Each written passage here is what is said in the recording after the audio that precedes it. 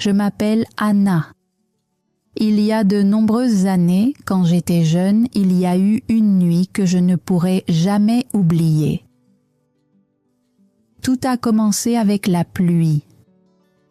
La pluie était forte et bruyante. L'eau frappait la route encore et encore. J'étais assise dans ma voiture près de chez moi. Le moteur était éteint, les lumières étaient faibles. Mes mains étaient froides, elles tremblaient un peu. Ma poitrine était serrée, ma respiration était lente, mais lourde. J'ai regardé la maison devant moi. Il y avait une lumière allumée dans le salon. J'ai vu une ombre bouger, puis je l'ai vu. Mon mari, il n'était pas seul. Il y avait une femme avec lui, je la connaissais. C'était quelqu'un en qui j'avais confiance, quelqu'un qui venait chez nous, quelqu'un qui me souriait avant. Maintenant, elle était debout près de lui. Trop près. Il riait doucement. Je suis restée dans la voiture. Je n'ai pas bougé. Je ne pouvais pas bouger. La pluie continuait de tomber sur la fenêtre. Elle faisait un bruit fort, comme un tambour. Mais à l'intérieur de la voiture, tout semblait silencieux, trop silencieux. Je voulais ouvrir la porte, je voulais marcher jusqu'à la maison, je voulais poser des questions, mais mon corps ne faisait rien. Je suis restée là, immobile et silencieuse. Mes yeux étaient ouverts, mais mon esprit semblait loin. Quelque chose en moi s'est brisé à ce moment-là. Je me suis sentie vide. Aucune larme n'est venue.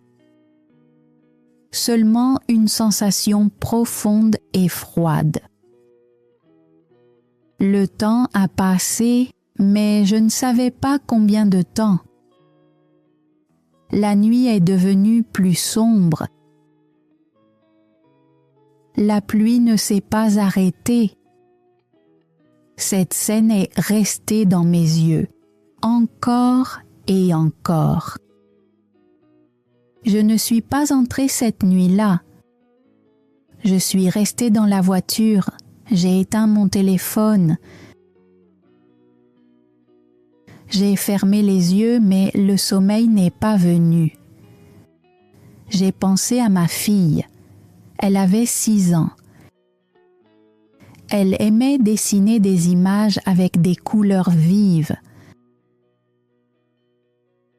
Elle me montrait toujours ses dessins avec un grand sourire. Je me souvenais de ses petites mains tenant les miennes. Je me souvenais de son rire. Mon cœur faisait mal. Je ne savais pas quoi faire. Le matin, je suis rentrée lentement à la maison. La porte s'est ouverte et ma fille a couru vers moi. « Bonjour maman », a-t-elle dit avec joie. Je l'ai prise dans mes bras et je l'ai serrée contre moi. Elle était chaude, elle était heureuse, elle ne savait rien. J'ai levé les yeux. Mon mari était là. Il n'a pas dit un mot. Je n'ai rien dit non plus. La pièce semblait froide, trop froide. J'ai essayé de sourire pour ma fille. Ce n'était pas un vrai sourire. J'ai préparé le petit déjeuner pour elle. Elle a ri en voyant la forme des crêpes. Elle a parlé de l'école. Elle m'a parlé de ses amis. J'ai écouté et j'ai hoché la tête. J'ai dit « c'est bien ». Mais mes pensées étaient ailleurs. Je pouvais encore voir cette nuit, la lumière, les ombres. La vérité, elle est restée avec moi. J'ai essayé d'oublier, mais cela n'est pas parti. Les jours passaient.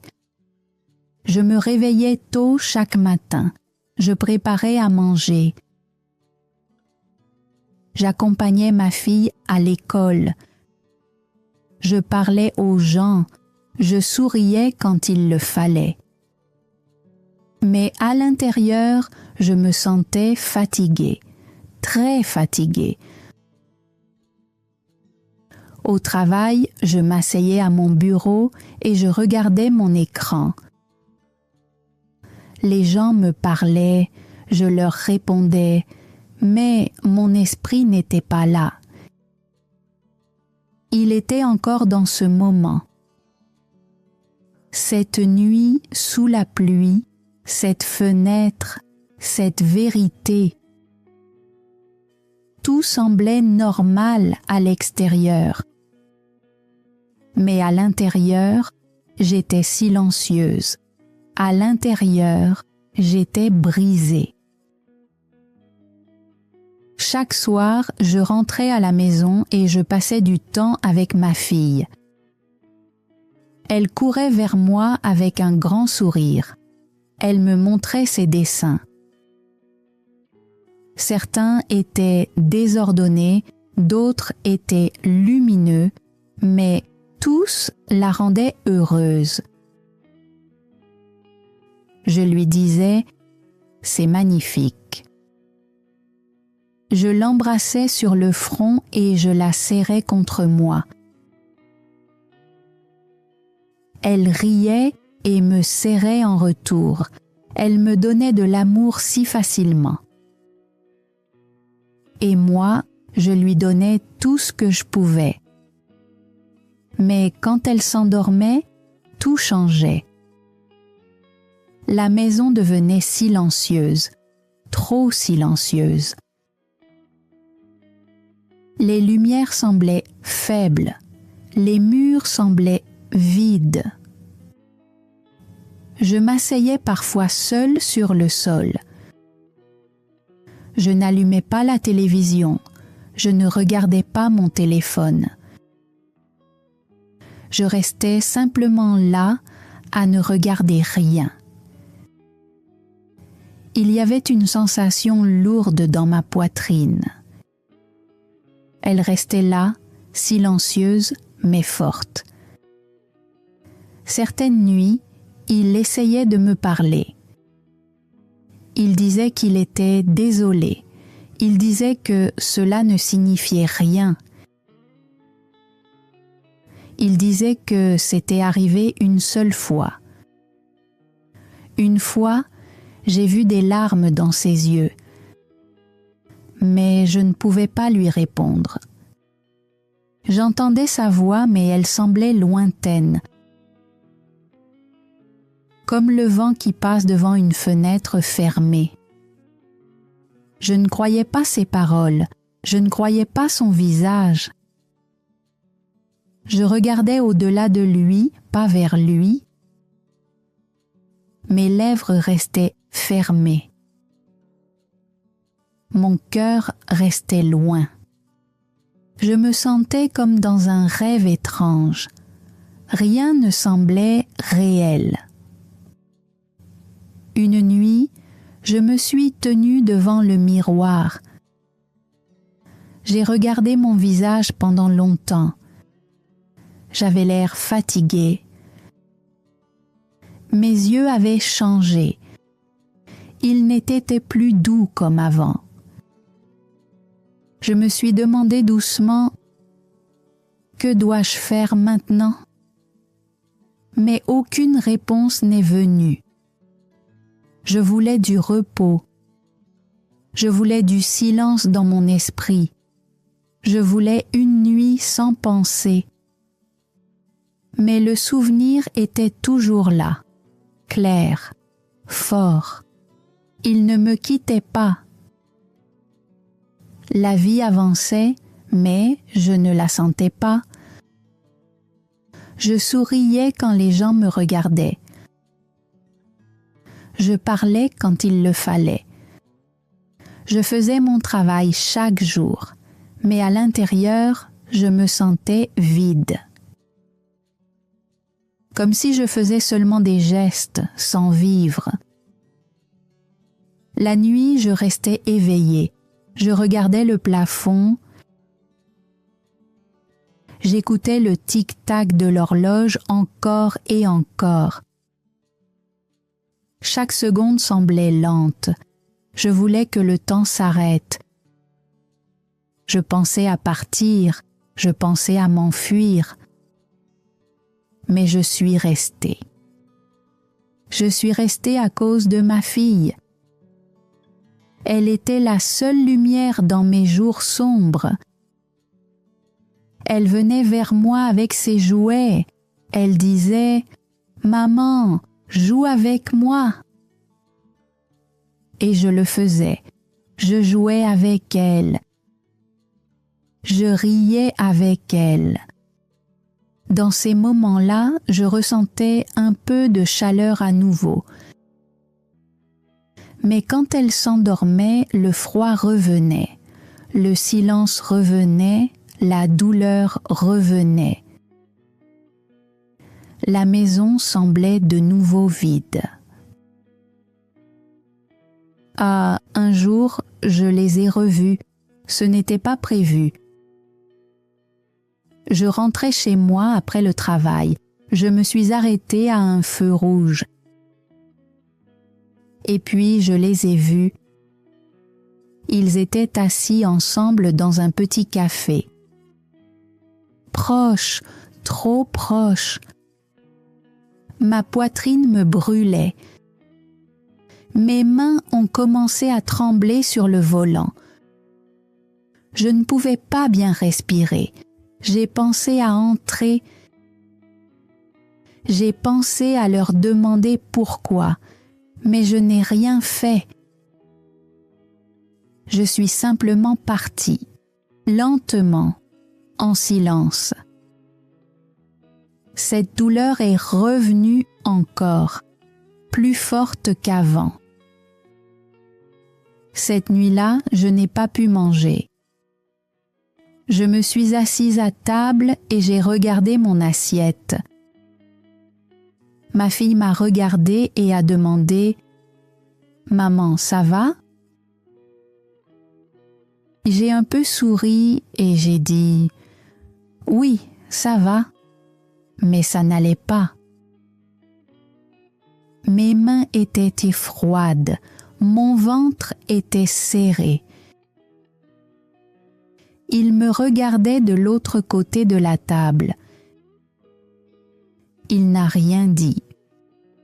Je savais qu'il comprenait.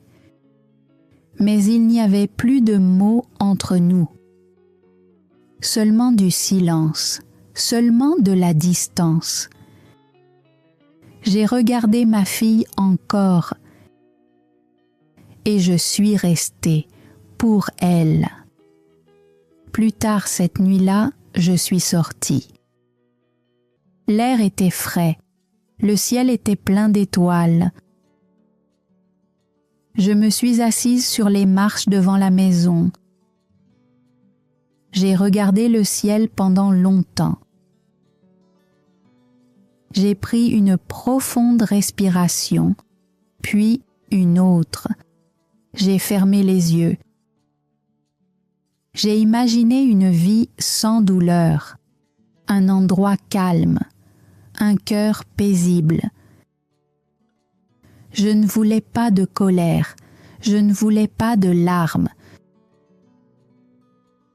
Je voulais seulement la paix, mais la paix semblait très loin. J'ai rouvert les yeux, Les étoiles étaient toujours là, brillantes, silencieuses, et je me suis sentie très, très seule. J'ai commencé à sortir la nuit. Après que ma fille s'endormait, je quittais la maison en silence. Je marchais sans plan, juste en avant. Les rues étaient calmes et vides. Les lampadaires brillaient doucement au-dessus de moi. Le ciel était sombre et immense. Je passais devant des maisons et je regardais leurs fenêtres.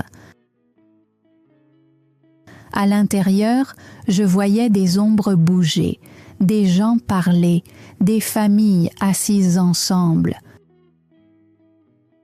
Je me demandais à leur sujet. Étaient-ils heureux? Leur sourire était-il vrai? Je ne savais pas, mais je me sentais loin de tout cela. Même dans ma propre ville, je me sentais comme si je n'appartenais pas à cet endroit. Chaque pas semblait lourd, mais je continuais à marcher.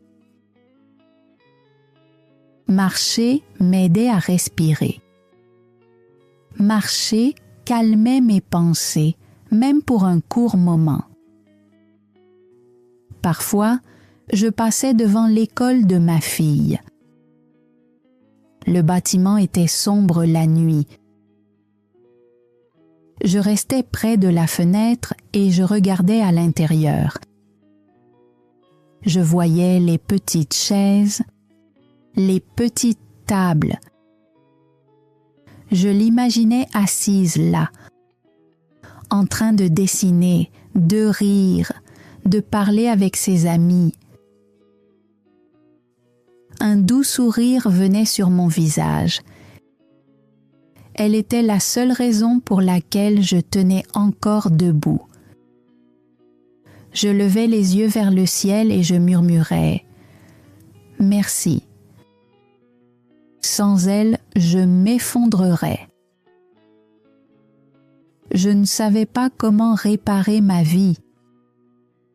Mais pour elle, je me réveillais chaque jour. Pour elle, j'essayais de rester forte. Un soir, il a quitté la maison. Il a dit qu'il avait quelque chose à faire. Je l'ai regardé et j'ai simplement hoché la tête. Je n'ai rien demandé. Je suis restée dans le salon avec ma fille. Nous avons regardé son émission préférée ensemble. Elle riait et se penchait contre moi. Elle tenait ma main. Je souriais pour elle. Mais à l'intérieur, je me sentais vide. La porte s'est fermée derrière lui. Le bruit est resté dans mes oreilles. Il semblait tranchant, comme quelque chose qui se brisait encore. Je savais où il allait. J'essayais de ne pas y penser. Mais je ne pouvais pas arrêter mes pensées. J'imaginais partir, prendre ma fille et aller quelque part loin, un nouvel endroit, de nouvelles rues, une nouvelle vie, un endroit où le passé ne pourrait pas nous suivre. Mais je n'avais rien de prêt, aucun plan, pas d'argent. Seulement de la douleur et l'espoir que les choses puissent changer. Cette nuit-là, je me suis assise seule dans la cuisine. J'ai pris une feuille de papier et j'ai commencé à écrire. Des idées, des plans, des pensées. Puis je me suis arrêtée. J'ai barré les mots. J'ai essayé encore. Rien ne semblait juste, plus rien n'avait de sens. Le lendemain matin, je me suis tenue de nouveau devant le miroir. J'ai regardé mon visage attentivement. Mes cheveux étaient en désordre, mes yeux semblaient fatigués et lourds. J'ai touché ma joue lentement et j'ai demandé « Qui suis-je maintenant ?» J'étais toujours une mère, mais j'étais aussi quelqu'un qui avait trop vu. Quelqu'un qui avait perdu quelque chose de profond à l'intérieur. J'ai préparé le petit déjeuner pour ma fille. Elle s'est assise à table et m'a souri. « Je t'aime, maman », a-t-elle dit. Je l'ai serrée fort contre moi. Ce moment semblait réel, ce moment semblait sûr. L'hiver est arrivé lentement. Les jours sont devenus plus courts. Les nuits semblaient plus longues et plus froides. L'air froid entrait par les fenêtres. J'ai habillé ma fille avec des vêtements chauds. Je lui ai tenu la main pendant que nous marchions vers l'école. Elle donnait des coups de pied dans de petites pierres sur la route. Elle souriait à tout ce qu'elle voyait, même le froid ne la dérangeait pas. Moi aussi, je souriais, mais mon sourire semblait faible. Mon ancienne vie me manquait, la personne que j'étais me manquait. La sensation d'être légère et libre me manquait. Ils vivaient toujours dans la même maison, mais on n'avait plus l'impression de vivre ensemble. Nous ne parlions que lorsque c'était nécessaire. Le dîner est prêt. Elle a des devoirs. Des mots simples, rien de plus. Nous nous sentions comme des étrangers partageant un espace. Sa voix était calme, mais vide. J'ai arrêté de poser des questions. J'ai arrêté de me soucier des réponses. Quelque chose en moi s'était fermé. Je le regardais et je ne ressentais rien. Et c'est cela qui me faisait le plus peur. Pas de colère, pas de tristesse, rien. Une nuit, j'ai trouvé une vieille photo. Elle était dans un tiroir. Je l'ai prise et je l'ai regardée. Elle venait d'un jour d'été. Nous étions près de la mer. Le soleil brillait, l'eau était bleue. Nous étions ensemble, tenant notre fille entre nous. Nous sourions, de vrais sourires. J'ai fixé cette photo pendant longtemps. J'ai touché les visages doucement. Je me souvenais du bruit des vagues, de l'air chaud, des rires. Cela semblait être une autre vie, plus la mienne. Lentement, j'ai remis la photo. J'ai fermé le tiroir et je suis partie. Quelques jours plus tard, ma fille m'a posé une question pour laquelle je n'étais pas prête. Elle m'a regardée et a dit « Maman, pourquoi tu ne souris plus comme avant ?» Ces mots m'ont arrêtée. Pendant un moment, je ne pouvais pas parler. Je l'ai serrée contre moi. J'ai dit doucement, « Je suis juste un peu fatiguée. » Elle a regardé dans mes yeux pendant longtemps, comme si elle essayait de comprendre quelque chose de plus profond. Puis elle a fait un petit signe de tête. Elle n'a pas posé d'autres questions. Cette nuit-là, je suis allée dans la salle de bain et j'ai fermé la porte. Je me suis assise sur le sol. Les larmes sont venues en silence. J'ai couvert ma bouche avec ma main pour qu'aucun son ne sorte. Je ne voulais pas qu'elle m'entende. Je ne voulais pas qu'elle me voie comme ça. Je suis restée là longtemps. Après cette nuit, j'ai essayé plus fort, pour elle. J'ai lu plus d'histoires avant de dormir. J'ai préparé les plats qu'elle aimait le plus. Je l'ai emmenée jouer dehors. Je l'ai regardée courir sous le soleil. J'ai écouté son rire. Je lui racontais des histoires avant de dormir. Chaque nuit, je disais « Je t'aime » et je le pensais de tout mon cœur. Mais la douleur en moi ne partait pas.